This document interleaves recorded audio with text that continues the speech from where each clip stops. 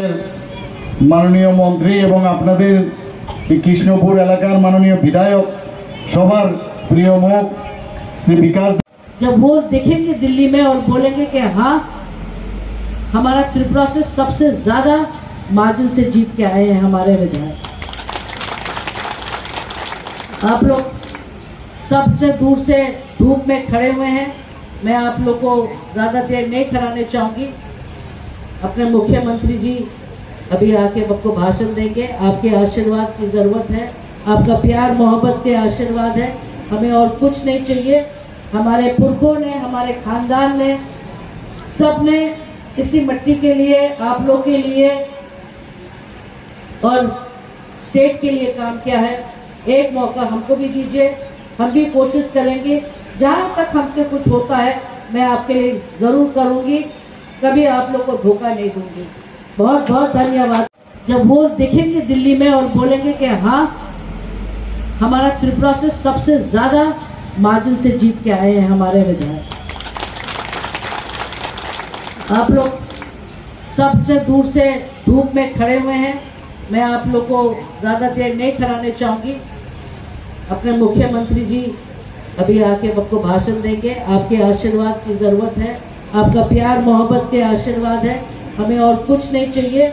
हमारे पुरखों ने, हमारे खानदान ने, सब ने इसी मिट्टी के लिए, आप लोग के लिए और स्टेट के लिए काम किया है। एक मौका हमको भी दीजिए, हम भी कोशिश करेंगे। जहां तक हमसे कुछ होता है मैं आपके लिए जरूर करूंगी, कभी आप लोग को धोखा नहीं दूंगी। बहुत बहुत धन्यवाद। आप लोग का इच्छा मैं पूरी करने चाहूंगी। आप लोग के बिना मैं अधूरी, और मेरा भी ये मन है कि मैं भी अपने लोग का कुछ सेवा कर सकूं।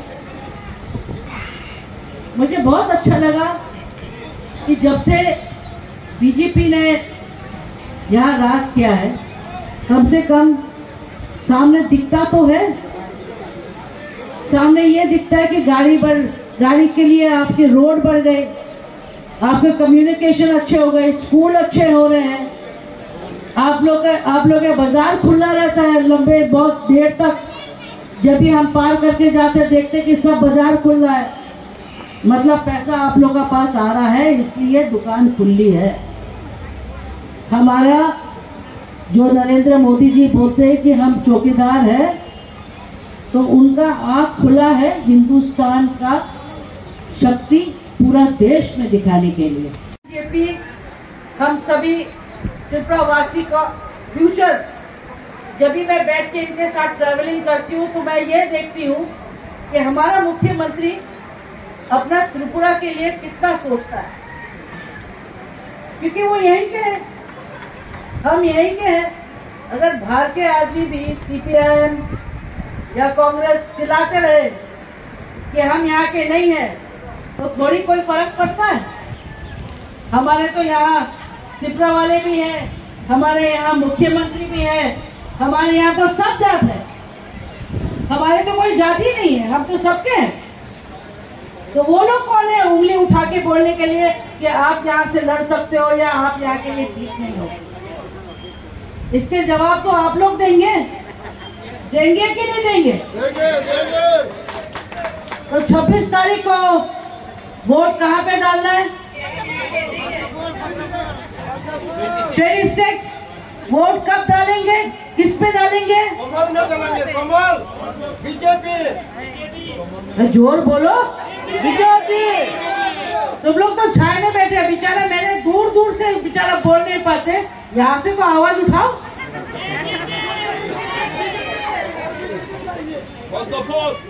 পদ্মফুল বড় জোর দিয়া পদ্মফুল আমার বাঙালি অত ভালো নেই, আমি চেষ্টা করছি, ধীরে ধীরে আপনারা আমাদের শিখাও। ये फूल उनके हाथ में मैंने दिया जिसने मुझे भरोसा दिखाया। 5 বছর 40 বছর ধরে এই ত্রিপুরাকে কোন জায়গায় নিয়ে গেছে তার ফল ভোগ কিন্তু আমরা এখনো করতে হচ্ছে। বন্ধুগণ, একটা সময় এমন অবস্থায় দাঁড়িয়েছিল যে এই ত্রিপুরার থেকে এই যে জগদ্দল পাথর, এই কমিউনিস্টের যে শাসন, তার থেকে আমরা মুক্ত পাবো কিনা। কিন্তু আমাদের যশস্বী প্রধানমন্ত্রী নরেন্দ্র মোদীজি যখন 2014-তে প্রধানমন্ত্রীত্বের দায়িত্ব পেলেন, ওনার কাঁধে সেই দায়িত্ব নিয়ে নিলেন, তারপর আমরা বুঝতে পারলাম যে না, দেশ এবার সঠিক পথে সঠিক সিদ্ধান্তে উপনীত হবে। এবং যে কারণে 2018-তে এই জগদ্দল পাথরকে সরিয়ে উনার নেতৃত্বে এবং তৎকালীন সময় ভারতীয় জনতা পার্টির তখন সর্বভারতীয় সভাপতি ছিলেন এবং বর্তমানে আমাদের হোম মিনিস্টার শ্রী অমিত শাহজির কারণে আজকে আমরা এই জগদ্দল পাথর এবং এই অপশাসন থেকে আমরা মুক্তি লাভ করেছি। এই 6 বছরে বন্ধুগণ, আপনারা বলুন, ভারতীয় জনতা পার্টির এবং আইপিএফটির যে সরকার যেভাবে আমরা চেষ্টা করেছি যে ত্রিপুরাতে শান্তি প্রতিষ্ঠা করার জন্য, সেই দিকে আমরা কিন্তু কাজটা করেছি। আমরা আগে দেখতাম রাজনীতি মানে একটা অস্থিরতা, চারিদিকে খুন, সন্ত্রাস, অগ্নিসংযোগ, দর্শন, এগুলোই আমরা নিত্যনৈমিক ঘটনা আমরা দেখতাম। মানুষ ধরে নিয়েছে যে হয়তোবা এটাই বোধহয় নিয়ম, এইভাবে বুঝি রাজনীতি করতে হয় এবং সংখ্যাধিক্যের কারণে মসনদে বসে এইভাবে সাধারণ মানুষকে বিভ্রান্ত সৃষ্টি করে থাকার নামই হচ্ছে যে সরকার আগে ছিল এই বামপন্থীর সরকার আমরা দেখেছি কংগ্রেস জোটকে। কিন্তু আমরা কি দেখলাম, এই 5 বছরে কমিউনিস্ট যা করলো একদম কার্বন কপি এই কংগ্রেসও সে একই কাজ করলো। আমরা তারপর বুঝতে পারলো যে না, এদেরকে দিয়ে কিছুই হবে না। যখন প্রধানমন্ত্রীজির আহ্বানে এবং সারা ভারতবর্ষকে একটা নির্দিষ্ট গতিতে উনি নিয়ে যাচ্ছেন, তখন মানুষের ভরসা হলো যে এই হচ্ছে আমাদের দেশের কান্ডারি, যিনি এই দেশকে সঠিক পথে নিয়ে যাবেন। ত্রিপুরাতে 6 বছর ধরে আমরা সেই পথে কাজ করেছি, শান্তি প্রতিষ্ঠিত হয়েছে। বন্ধুগণ, বারবার যখন এখানে আমরা 2023-এ ইলেকশন, এখানে সাধারণ বিধানসভা নির্বাচন হলো, তখন আমি বারবার বলেছি আমরা এইরকম একটা নির্বাচন আমরা এখানে করতে চাই যেটা ইতিহাস হয়ে থাকবে। মানুষ বলবে যে এইভাবেও নির্বাচন সম্ভব ত্রিপুরাতে, এবং সেটা কিন্তু আপনারা সবাই মিলে এবং আমরা সবাই মিলে সেই কাজটা আমরা করতে পেরেছি।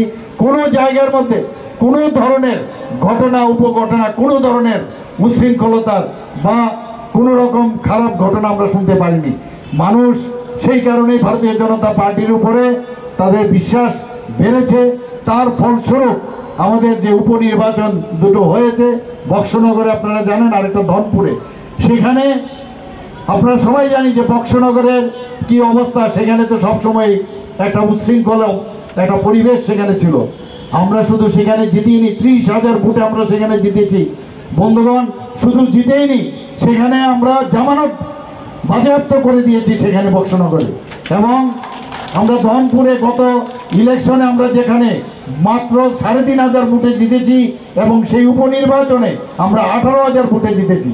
অর্থাৎ মানুষ আমাদের উপরে যে আস্থা রেখেছে, সেই আস্থার একটা প্রতিফলন আমরা এই উপনির্বাচনে আমরা দেখেছি।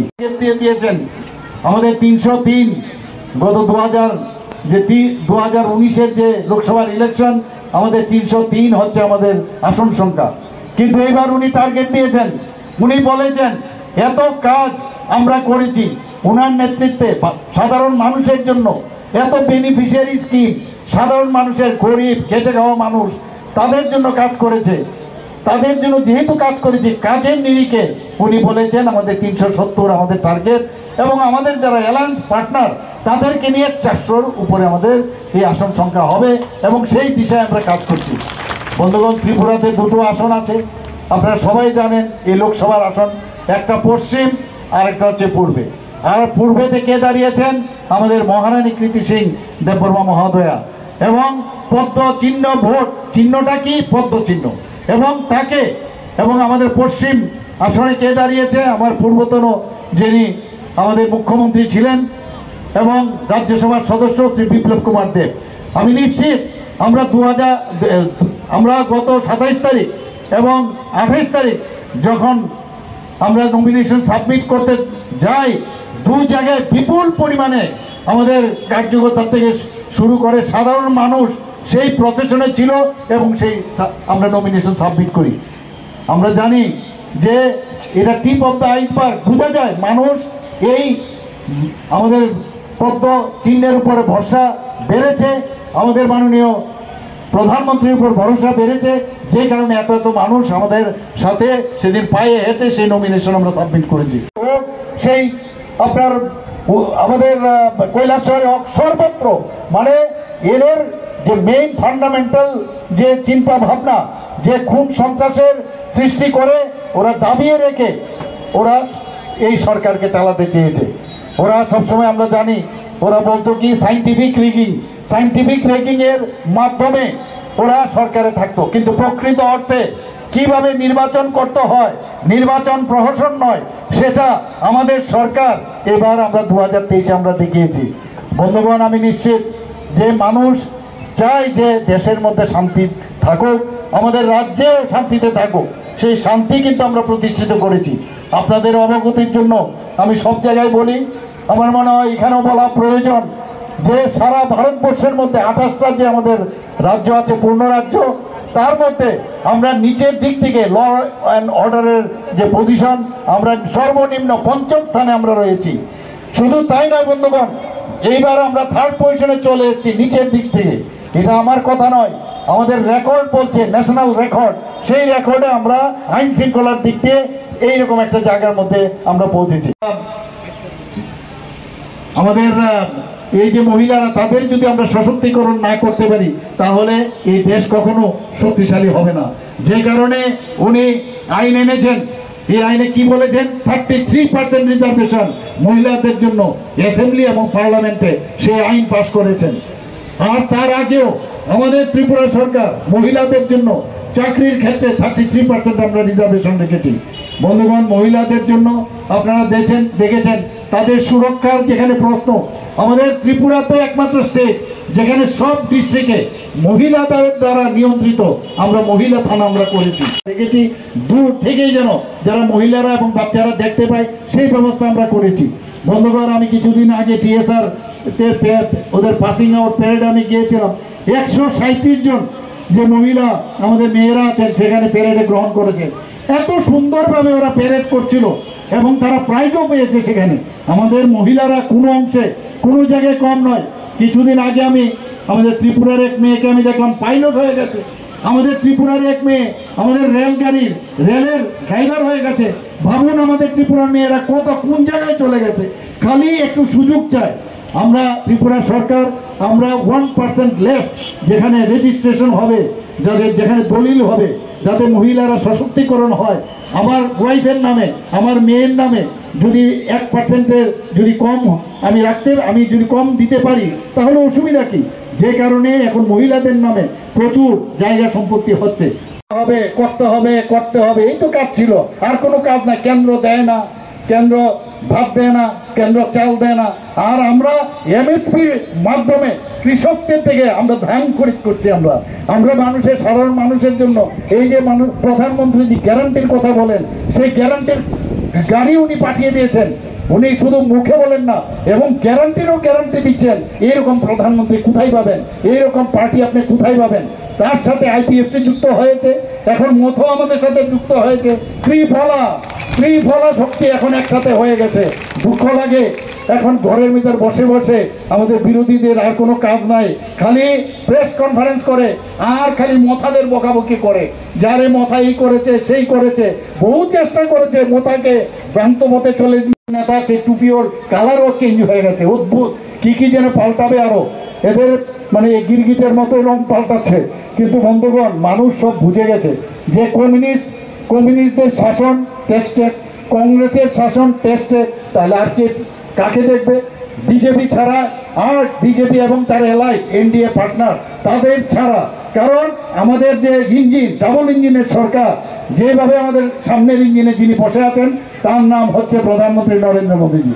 আমরা তো দ্বিতীয় ইঞ্জিনে আমরা বসে আছি, সবাইকে নিয়ে আমরা চলছি এবং উনি যে দিশা আমাদের নির্দেশ দেখাচ্ছেন সেই দিশায় চলছে। G20-তে আপনি দেখুন, সমস্ত সারা করলেন, এয়ার স্ট্রাইক করলেন, তারপরে কিন্তু মুখ একদম ছোট হয়ে গেছে, আর কোনো খবর নেই। আর চায়নার কথা আপনারা জানেন, ডোকালামের ঘটনা তো আপনারা জানেনই। হাজার হাজার বর্গ কিলোমিটার চায়নারা এখন আমাদের দখল করে নিয়েছে। এখন অরুণাচল নিয়ে ওরা কথা বলে, তো এইগুলো এখন কিন্তু খালি মুখেই বলে, আর কদিন বাদে মুখও বন্ধ হয়ে যাবে। কারণ আমাদের সামনে যিনি দাঁড়িয়ে আছেন 56 ইঞ্চির যে সিনা, তার নাম হচ্ছে প্রধানমন্ত্রী নরেন্দ্র মোদীজি। কাজে আমাদের চিন্তা করার কিছু নেই। বন্ধুগণ, আমি নিশ্চিত আমরা তো জিতবই, দুটো সিটেই আমরা জিতবো। কিন্তু যেটা এখানে আমাদের মাননীয় মন্ত্রী বাহাদুর বলার চেষ্টা করেছেন যে কত ভোট আমরা পেয়েছি সেটা ইম্পর্টেন্ট। এবং আমাদের মহারানী কৃতি সিং দেববর্মা মহোদয়া যে যখন পার্লামেন্টে যাবেন তখন যাতে এইভাবে যেতে হয় যে আই এম দ্য মানে হাইয়েস্ট স্কোরার, সবচেয়ে বেশি ভোটে আমি জিতে এসেছি। কাজে আমাকে দেখতে হবে 1 নম্বর যেন এই আমাদের এই যে মিস্টেক যে আমাদের কনস্টিটিউন্সি, তার থেকে আমরা সবাই মিলে পাশ করাবো। বন্ধুগণ, এই দেশ আমার যারা 3 জন বিধায়ক তারা উত্তর দিতে পারেনি। উপরে গিয়ে আপনারা কি জবাব দেবেন? মাথা হেড করে বসে আসছিল, তারা উত্তর দিতে পারেননি, কি বলবেন? কিন্তু এখন ওরা আবার একসাথে হয়েছে, কারণ একজনের পায়ের নিচে মাটি নেই, আরেকজনের পায়ের নিচেও মাটি নেই। এখন হাওয়ার মধ্যেই আছে ওরা, জানি না আলটিমেটলি কোথায় যাবে। হয়তো ভাই মনে হতে পারে যে তারা এক্সটিংক্ট হয়ে যাবে, কোনো এক মিউজিয়ামে রাখতে হবে, কোনো এক সময় বলতে হবে ত্রিপুরাতে এই কমিউনিস্ট ছিল, এরা এইরকম দেখতে, এইরকম কংগ্রেস ছিল, এরা এইরকম, এবং তাদের স্থান হবে মিউজিয়ামে, একদিন দেখবেন, আমি বলে গেলাম। হয়তো আমরা থাকবো না। এইভাবে ডক্টর শ্যামাপ্রসাদ মুখার্জি বিশ্বাস করে আমরা দেশ আগে, দেশকে নিয়ে প্রথমে আমরা চিন্তা করি, তারপর আমাদের পার্টি নিয়ে চিন্তা করি, তারপর নিজে। এই ধরনের মানসিকতা, একদিকে আধ্যাত্মিক চিন্তাধারা। মাননীয় প্রধানমন্ত্রীজি যখন রামলালার প্রাণ প্রতিষ্ঠা করলেন, সারা ভারতবর্ষে কিরকম একটা অবস্থা আপনার চিন্তা করুন। জয় হিন্দ। অসংখ্য অসংখ্য ধন্যবাদ জানাই ত্রিপুরা ভোটিনারি বাদে আঞ্জাত তনন কবক যাও। কাজে আমি সবাইকে অনুরোধ করব 26 তারিখ, এই মাসে 26 তারিখ আমরা যেন, আমার আন্তরিক অভিনন্দন এবং প্রণাম জানিয়ে আমার বক্তব্য এখানে শেষ করছে। বুবাগ্রা লংলে ডক্টর মানিক অনুরোধ করছি আমাদের পূর্ব ত্রিপুরা আসনের মনোনীত প্রার্থী মহারানী কৃতি দেবী দেববর্মন মহোদয়াকে।